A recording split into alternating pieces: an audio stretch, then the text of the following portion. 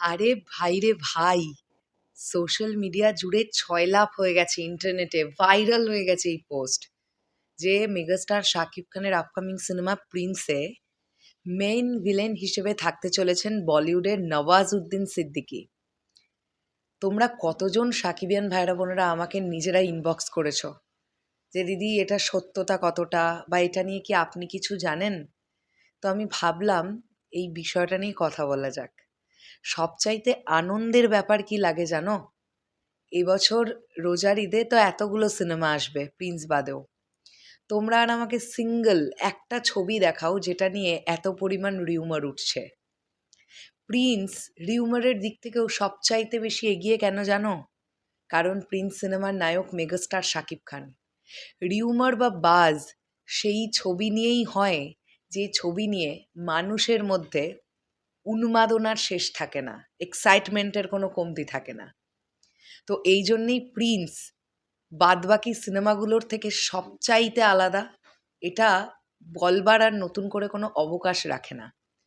এখন প্রশ্নটা হচ্ছে, নওয়াজউদ্দিন সিদ্দিকী কি প্রিন্সের মেইন ভিলেন? আমার মনে হলো এটা তোমাদের সঙ্গে একটু শেয়ার করি। উত্তরটা হচ্ছে জি না, নওয়াজউদ্দিন সিদ্দিকী প্রিন্স সিনেমার মেন ভিলেন নন।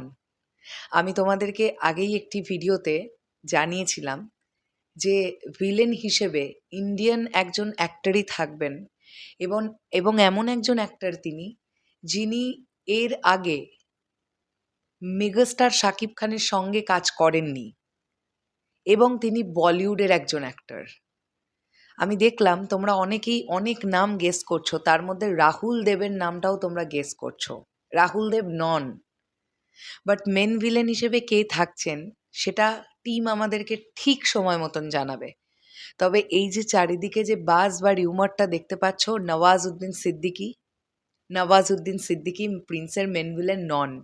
ইনফ্যাক্ট প্রসেনজিৎ চট্টোপাধ্যায়ও প্রিন্সের মেন ভিলেন নন। মেন ভিলেন যিনি হতে যাচ্ছেন তার নামটা তোমাদের মাথাতেই আসবে না, আমি শিওর বলতে পারি এটা নিয়ে।